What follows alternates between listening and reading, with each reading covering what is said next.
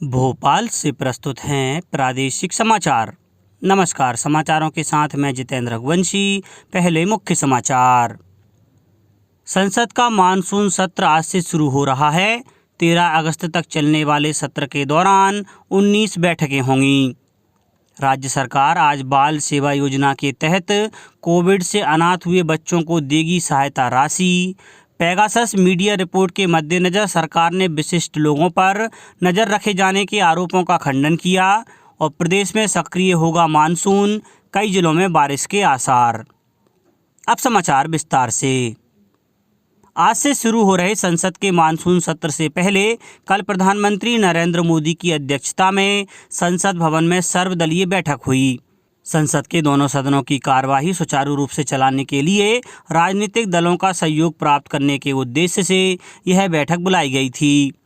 बैठक में हिस्सा लेने वालों में रक्षा मंत्री राजनाथ सिंह, लोकसभा में कांग्रेस नेता अधीर रंजन चौधरी, तृणमूल कांग्रेस के सांसद डेरेक ओब्रायन और डीएमके पार्टी के तिरुचि सिबावी शामिल थे। प्रधानमंत्री ने बैठक में कहा कि दोनों सदनों में स्वस्थ और सार्थक चर्चा होनी चाहिए। संसदीय मामलों के मंत्री प्रहलाद जोशी ने बताया कि बैठक में 33 राजनीतिक दलों के 40 से अधिक नेताओं ने भाग लिया और अपने महत्वपूर्ण सुझाव दिए। लोकसभा अध्यक्ष ओम बिरला ने बताया कि एक ऐसा ऐप बनाया गया है जिसमें संसद से जुड़ी सभी जानकारी मिल सकेगी। बैठक के बाद संवाददाताओं से बातचीत में श्री बिरला ने कहा कि छोटे दलों को भी अपनी बात कहने का पूरा समय दिया जाएगा। आज से शुरू हो रहे संसद का मानसून सत्र 13 अगस्त तक चलेगा। इस अवधि में लोकसभा और राज्यसभा की 19 बैठकें होंगी। दोनों सदनों की बैठक का निर्धारित समय सुबह 11 बजे से शाम 6 बजे तक होगा। मुख्यमंत्री शिवराज सिंह चौहान आज कोविड-19 बाल सेवा योजना के हितग्राही बच्चों के खातों में राशि अंतरित करेंगे। मुख्यमंत्री श्री चौहान बच्चों से संवाद भी करेंगे। कोरोना संक्रमण के दौरान अपने माता पिता को खो देने वाले बच्चों की जिम्मेदारी उठाने के लिए मुख्यमंत्री कोविड-19 बाल सेवा योजना शुरू की गई है। योजना में प्रावधान किया गया है कि अनाथ हुए बच्चों को प्रति माह 5,000 रुपये आर्थिक सहायता के साथ निःशुल्क शिक्षा, निःशुल्क राशन के साथ सुरक्षित आवासीय सुविधा भी उपलब्ध करवाई जाएगी। बच्चों की प्राथमिक शिक्षा से लेकर उच्च शिक्षा तक की जिम्मेदारी राज्य सरकार उठाएगी।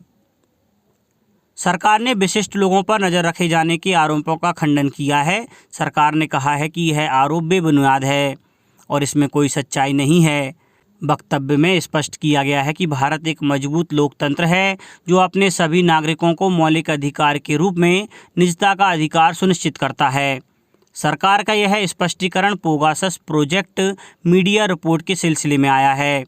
सरकार ने कहा है कि पहले भी भारत द्वारा व्हाट्सएप पर पेगासस के उपयोग के बारे में इसी तरह के दावे किए गए थे जिनमें कोई तथ्यात्मक आधार नहीं था और उच्चतम न्यायालय में व्हाट्सएप सहित सभी पक्षों ने स्पष्ट रूप से इसे इनकार किया था। सरकार ने कहा कि यह रिपोर्ट भी भारतीय लोकतंत्र और उसकी संस्थाओं को बदनाम करने की मुहिम प्रतीत होती है। रिपोर्ट में शामिल मीडिया संगठनों के समुचित शोध की कमी झलकती है। भारत सरकार और पेगासस के बीच कथित संबंधों के बारे में दावे भी दुर्भावनापूर्ण हैं। विश्वविद्यालय अनुदान आयोग ने कहा है कि मौजूदा कोविड महामारी के मद्देनज़र केंद्रीय विश्वविद्यालयों में शैक्षिक सत्र 2021-22 के दौरान प्रवेश प्रक्रिया पहले की तरह जारी रहेगी। एक ट्वीट में आयोग ने कहा कि केंद्रीय विश्वविद्यालयों की सामान्य प्रवेश परीक्षा को शैक्षिक सत्र 2022-23 से लागू किया जा सकता है। केंद्र सरकार ने कहा है कि राज्यों, केंद्र शासित प्रदेशों और निजी अस्पतालों के पास 2,56,00,000 से अधिक कोविड रोधी टीके बचे हुए हैं। स्वास्थ्य मंत्रालय ने कहा है कि राज्यों और केंद्र शासित प्रदेशों को 41,99,00,000 से अधिक कोविड टीकों की डोज उपलब्ध कराई गई है। इसके अतिरिक्त 15,75,140 डोज और दी जाने वाली हैं। राष्ट्रव्यापी कोविड टीकाकरण अभियान का दूसरा चरण 21 जुलाई से शुरू हुआ है। इसके तहत राज्यों और केंद्र शासित प्रदेशों को टीकाकरण अभियान का बेहतर प्रबंधन करने के लिए टीके उपलब्ध कराने का काम तेजी से किया गया है।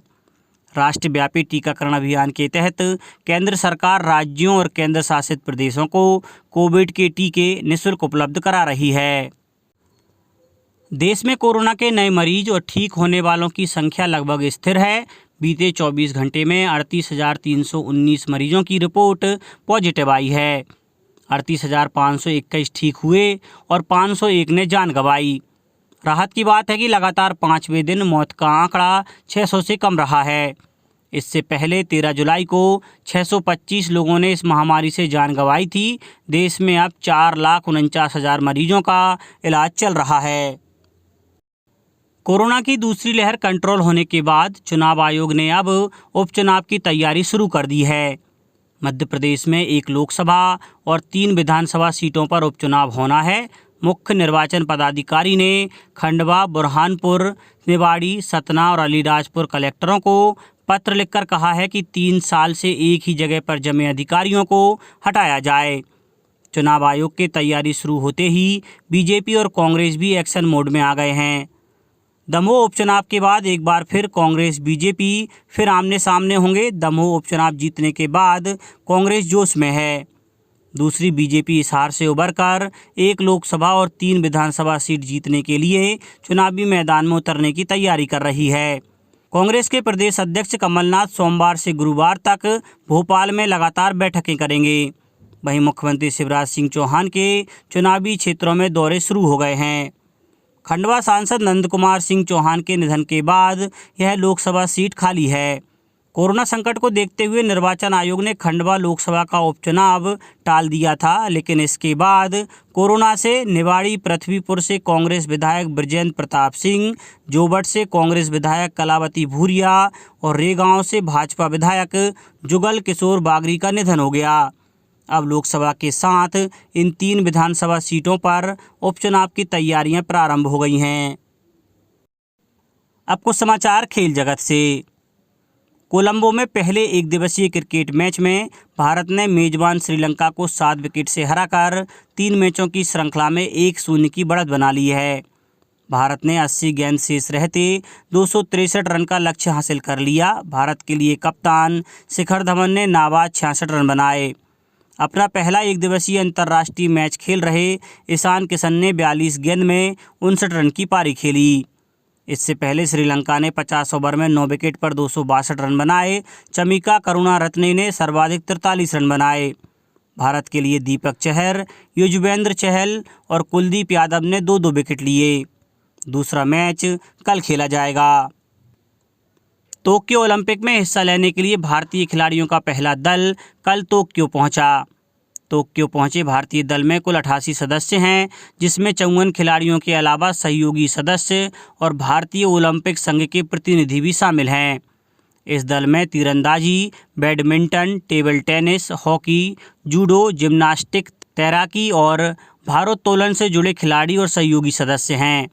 कुछ खिलाड़ी विदेश में अपने प्रशिक्षण केंद्रों से सीधे ही खेल गांव पहुंच गए हैं। अब बात मौसम की। पिछले 1 पखवाड़े से मानसून की बारिश को तरस रहे प्रदेश में कल से मानसून फिर से सक्रिय हो गया है। मौसम केंद्र ने बताया कि उत्तर दक्षिण टर्फ लाइन बन जाने और बंगाल की खाड़ी में बन रहे चक्रवाती दबाव के चलते बारिश के आसार बने हैं।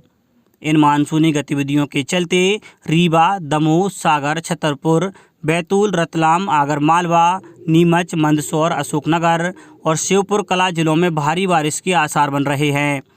दूसरी ओर मानसून की बेरुखी के चलते प्रदेश के बुंदेलखंड क्षेत्र के कई जिलों में सूखे जैसे हालात पैदा हो रहे हैं। इस क्षेत्र में अभी तक 60% से कम बारिश हुई है। राजधानी भोपाल में भी पिछले वर्ष के मुकाबले अभी तक कम बारिश हुई है। कृषि विशेषज्ञों ने बताया कि कम बारिश होने से राज्य में धान की 50% बोनी ही हो सकी है। सोयाबीन की फसल को भी नुकसान पहुंच रहा है। अब कुछ समाचार संक्षेप में। जम्मू कश्मीर के शोपिया जिले के चेक सादिक खान इलाके में कल शाम सुरक्षा बलों के साथ मुठभेड़ में 2 आतंकवादी मारे गए। नेपाली प्रधानमंत्री शेर बहादुर देउबा ने विश्वास का मत हासिल करने के बाद कहा कि वे दोनों देशों के बीच संबंध मजबूत करने के लिए काम करेंगे। भारत तिब्बत सीमा पुलिस के जवानों ने कल शिवपुरी के गांधी पार्क में पौधारोपण किया। छिंदवाड़ा जिले के तामिया में रोजगार मेला लगाया गया। कल मध्य प्रदेश में कोरोना के कुल 18 मामले सामने आए, जिनमें भोपाल में 4, छतरपुर, ग्वालियर, इंदौर, उमरिया में 2-2, बालाघाट, जबलपुर, राजगढ़, रतलाम, सिवनी और शहडोल में कोरोना संक्रमण का एक नया मामला सामने आया है। और इंग्लैंड ने पाकिस्तान को दूसरे T20 अंतर्राष्ट्रीय क्रिकेट में 45 रन से हरा दिया है।